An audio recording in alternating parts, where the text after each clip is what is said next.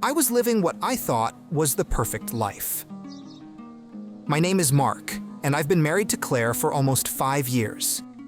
We live in a cozy suburban house on the outskirts of Boston, a place where the trees line the streets and the neighbors know each other by name. My job as a financial analyst brought stability and a decent income, the kind of life that many would envy. Claire and I met in college, back when everything felt possible, when dreams seemed within reach and love was the most intoxicating of them all. She was beautiful, intelligent, and everything I thought I wanted in a partner. We built a life together, bought a home, and even talked about starting a family. But now, life seemed boring because we both were following the same routine. We wanted to do something new. It was a bright Saturday morning, and we were thinking about what to do. Let's go to my parents' house for the weekend, Claire said. We will have a great time there. We haven't visited them for years. I think yes, we should visit them, but I cannot think of doing something exciting there, I said. Come on, I know you like it there. Besides, there's my mom, and I know you like her, Claire said. I was stunned for a minute, but then I thought in a positive light. She meant I admired her, thankfully not knowing how I admired her in my mind. Claire's father, Jim, and mother, Helen, lived just a few hours away in a town that seemed frozen in time. It was the kind of place where everyone knew each other, where life moved at a slower pace. Helen, well, she was always someone I admired. She was in her late 40s, but still had this grace and beauty that was hard to ignore. There was something about her that commanded attention, something that set her apart from others. She was elegant, effortlessly so, with a quiet strength that made her seem ageless. Compared to Claire, who had begun to seem more like a roommate than a wife, Helen stood out like a woman which any man would want in his life. I noticed it every time we visited, but I never allowed myself to dwell on it, until that weekend. As we pulled up to their house, I felt that familiar sense of comfort that came with visiting family. But there was an undercurrent of something else, something I couldn't quite place.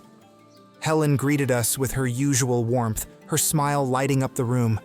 But this time, I couldn't help but notice how she looked at me, how her gaze lingered just a bit longer than usual. My heart skipped a beat, but I quickly brushed it off. This was my mother-in-law, for God's sake, I told myself. But even as I tried to push those thoughts away, I couldn't ignore the way she made me feel, like a teenager with a crush. It was absurd, wasn't it? Yet, there was a tension in the air, a crackling energy that I couldn't quite explain. The weekend started as usual, meals together, catching up on life, and the occasional walk in the garden. Your parents are really nice. They make me feel like their own son, I told Claire. The house was filled with the smell of home-cooked meals, the sound of laughter, and the feeling of nostalgia that came with being surrounded by family. But then, Claire had an idea. Why don't I take Dad to the mall? We used to do that all the time when I was a kid, she said with a smile, her eyes sparkling with memories of simpler times. Helen nodded, saying it would be good for them to have some bonding time. And just like that, Claire and her father were off, leaving me alone with Helen. As the door closed behind them, I felt a pang of unease.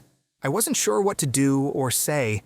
Let's watch some old family videos, Helen suggested. She pulled out their wedding video, and we sat together on the couch, watching the past play out on the screen. The footage was grainy, and the colors faded with time, but the emotions were still alive. Helen and Jim looked so happy, so full of life and love.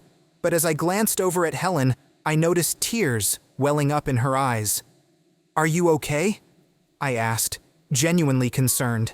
My voice was soft and hesitant, as if I were intruding on something private. She hesitated, then sighed deeply, her shoulders slumping as if carrying the weight of the world. It's just, Jim hasn't been himself lately. He's gone for weeks at a time, and I know he's seeing someone else. Her voice trembled with the admission, her vulnerability laid bare. Her words hit me like a ton of bricks. Helen, the woman I admired so much, was hurting. I could see the pain etched in her features, the sadness in her eyes. Without thinking, I reached out and held her hand. "You don't deserve this. You're an amazing woman, Helen. If you ever need someone to talk to, I'm here, anytime." My words felt inadequate, but I meant them. I wanted to ease her pain, to be there for her in any way I could. Her hand in mine felt so natural, so right, yet so forbidden. I should have pulled away, but I couldn't. We sat there in silence, her hand warm in mine, the air thick with unspoken words and unshed tears. There was a connection between us, something deeper than I had ever felt before. It was as if all the unspoken emotions, all the longing and sadness, had found an outlet in that simple gesture. As the evening wore on, the atmosphere grew heavier, laden with the weight of things left unsaid. I found myself drawn to Helen in a way that I couldn't explain, a magnetic pull that I couldn't resist. She was everything I had been missing in my life, mature, wise, and beautiful in a way that surpassed mere physical appearance. I knew it was wrong, that I should push these feelings aside, but the more I tried, the stronger they became. Then, Claire and her dad came home, and we lived normally. We spent a nice weekend there and came back home. But everything was running in my mind. A few weeks later, I got a call from Helen. She was alone again. Jim was off on one of his business trips. She sounded so fragile, so desperate. Mark, could you come over? I don't want to be alone tonight. Her voice was laced with fear and loneliness, a plea that I couldn't ignore. I didn't hesitate. I told Claire I had a business trip, packed a bag, and drove to Helen's house. The entire drive, my mind was a whirlwind of thoughts and emotions. I knew this was a line I shouldn't cross, but I couldn't help myself. The pull was too strong. When I arrived, she looked more vulnerable than I'd ever seen her. Her usually composed behavior was shattered, replaced by a woman who was barely holding on. We spent the evening talking, but there was a tension in the air that neither of us acknowledged. Every word, every glance was charged with an intensity that made my heart race. As the night wore on, she asked me to stay. Just until I fall asleep, she said. She was scared, and I couldn't say no. There was a part of me that wanted to protect her, to be the one she could lean on in her time of need. But there was also another part of me, a darker part, that wanted something more. I'll sleep on the couch here. You can sleep in your room, Helen, I said. But she seemed scared. If you stayed here, I'd still be alone in my bedroom, she said. She wanted me to be with her in her room until she fell asleep. I think, okay. We lay there in the darkness, side by side, not touching, but close enough to feel each other's presence. The silence was deafening, filled with the unspoken tension between us. My mind was racing. This was wrong, wasn't it? But at the same time, it felt so right. Helen was beautiful and feminine, and at that moment, she needed me. I couldn't turn away from her, not now. My thoughts were a chaotic jumble of desire, guilt, and confusion. Every rational part of me screamed to leave, to walk away before it was too late, but I couldn't bring myself to do it. Helen shifted slightly, her body brushing against mine. She felt cold, and instinctively, she moved closer to me, seeking warmth. I tried to remain still, to keep my emotions in check, but it was impossible. The proximity, the scent of her hair, the soft sound of her breathing, it was all too much.